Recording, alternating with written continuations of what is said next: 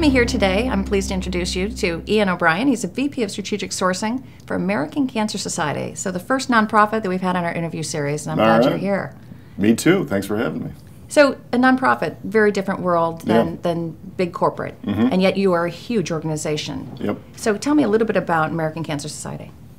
A little bit about American Cancer Society. Well, as you said, it's a huge organization. As far as the employee base, I'd say it's a mid-sized company. It's 7,000 employees. We're in all 50 states. We have almost 3 million volunteers, though. So I would say that which is beautiful, absolutely fantastic. I mean, they're the lifeblood of what we do. But with that, as we'll probably end up getting to talk about, that does present some differences, you know, in how you interact from a procurement perspective than you would in a for-profit world. And how long have you been there now? I've been there for just over 1 year. I was brought in to start for the first time ever a strategic sourcing organization, and what we're attempting to do at the American Cancer Society is coordinate our spend, you know, across the country in a way that we've never done before. We actually, at American Cancer Society, we have 12 separate divisions, which for a lot of good reasons have a lot of autonomy in how they work and operate. But of course there are some efficiency challenges associated with that. So part of our task is to try to improve the efficiencies that exist in the American Cancer Society from a procurement perspective. So where were you before? I was at it was a large bank, SunTrust. Oh, okay. Before that, Ernst & Young. So I did have an opportunity to see all different types of for-profit, and actually one other nonprofit when I was in consulting, but I had an opportunity, obviously, in my consulting life to see a bunch of different cultures. So there was no strategic sourcing organization before you came. That's what you said? That's correct. We had a tactical procurement organization. They focused on, you know, just a few categories.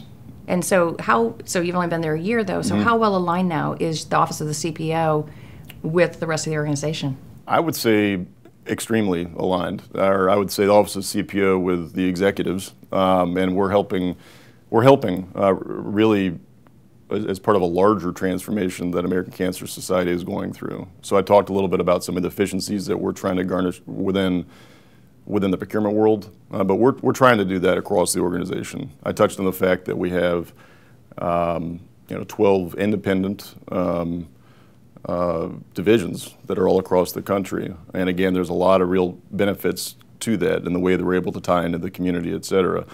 But collectively, the organization has recognized we should, not only in procurement but in other areas, try to look for more efficiencies, more opportunity to collaborate, more opportunity to borrow from some of the strengths that are going on in one division and apply that in another division. So we're really the first center-led organization, and we're being really looked at as a model to try to demonstrate that we can actually achieve these benefits. We can work very collectively and collaboratively, and rise the level of the entire organization. So we're aligned.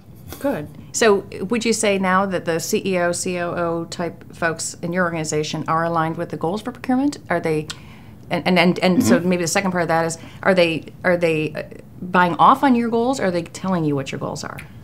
I am very fortunate. I believe that they're buying off on the goals, and I've actually, you know, probably helped shift them from when they were originally, you know, when I was originally brought in.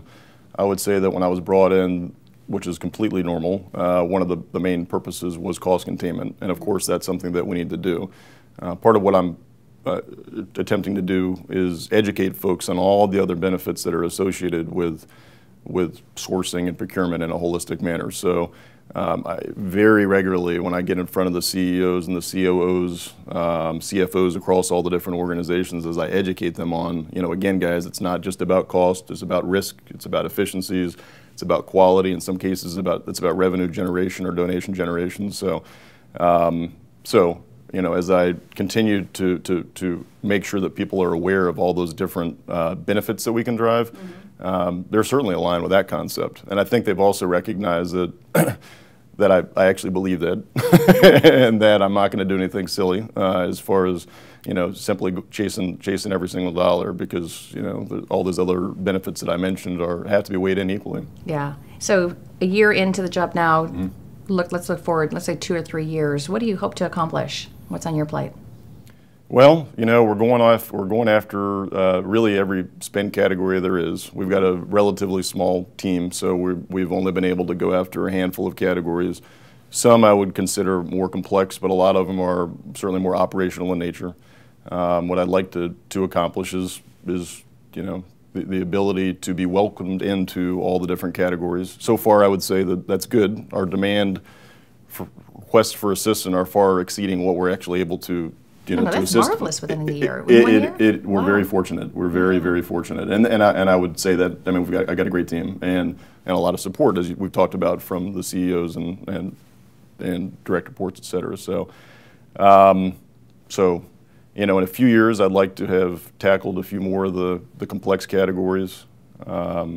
I'd like to, have, say, for instance, built up some of our connections, which we've already begun on the sales side and the revenue generation side. And I really think there's a lot of potential for us to collaborate with the sales and the procurement side. We've started to see that already, and I think there's just a tremendous amount that we can do there. And helping, another thing I'd like to do is work with our suppliers. There's so much they could do. We've got some huge suppliers out there, and even a lot of medium and small size suppliers that can just, from a mission perspective, do so much to help our cause. I'd like to make sure that we continue to stay engaged and have some real success stories there. We've had a couple, but I'd like to see a lot more. And I'd like people to understand what sourcing is all about. We're going through, I'd say, what a lot of folks have gone through when they're building procurement organizations. A lot of people have a perception of what procurement maybe should be or is, and that's partially perhaps based on, again, in ACS, we used to have a much more narrow focus on procurement, so that was their perception of what procurement is. So I'd like folks to, when they think of sourcing and procurement, have more of a holistic perspective and understand and appreciate that. That's great. So do you use any social media? We do. The organization does, and as a matter of fact, even internally we do. So can you tell me a little bit about that? I can tell you a little bit about that. I wish my marketing guys were here. They would do a lot better. So we may have to edit something out of it. I'm kidding. So from a social media perspective, I couldn't touch on, I'm sure, even a sliver of everything that we're doing. But one thing that we're doing right now, so part of our mission is to have a world of more birthdays, fighting cancer. I love those commercials, by the way. So from a social media perspective, so it sounds like you may be familiar with it. We have a number of, big stars. Amazing names, yeah. Big names out there. They're singing happy birthday. And you have the ability to go online and send a happy birthday to anybody that you would like from these stars. So as a matter of fact, we had one recently as an example with Justin Bieber and Usher. And that just was as you can imagine, a huge phenomenon. So on YouTube, I don't know the specs on it or the statistics on it, but it was one of the top viewed videos on all of YouTube. So that would be an example of us using social media for the cause. Yeah, that was a brilliant way, because not only you pay attention to the commercial now, you look at it, and then it affects you. You say, oh my gosh, they're celebrating another birthday. Yeah. When it used to be a death sentence, and it's because of American Cancer Society. And we definitely believe we have a big role in that. It's a phenomenal organization, And then back to the social media. So we're exploring, and I'd say more exploring. We have kicked off within our organization. We're using a tool. It's called Yammer, which I had not heard of before, which means nothing that I've not heard of before. But anyway, it's a tool. I guess I'd liken it maybe to a Facebook type. Yeah, company Facebook. We use it at Sourcing Interest Group as well. Okay, all right, good. So we've kicked that off, and there's it's helping us drive discussions. We've got a bunch of different work groups within the American Cancer Society, and then just generally public groups. It is a good way to get a visibility into what the whole organization is thinking, and you can have certain topics that are, again, closed communities, which is effective as well. So, I'm happy to say I was invited to join the CFO Yammer group. So we've got, again, all our divisions. We've got CFOs in each one of these divisions, and it's a great organization. And I was working with them closely in a couple different areas, and I got invited to participate in that, and we had some discussions recently around some of the work groups that we were driving, and so I'm just getting into it personally myself, but I do see there's a lot of benefit associated with it. That's great. Yeah. Well, I know we're out of time, but Ian, thank you for your time today. I really appreciate it. To have Absolutely, the view Dawn. of American Cancer Society and your presence is just phenomenal. So I appreciate you being here. Absolutely. Thanks for having me, Dawn. Thank you. And thank you for joining us today. I'm Dawn Evans. I'll see you next time.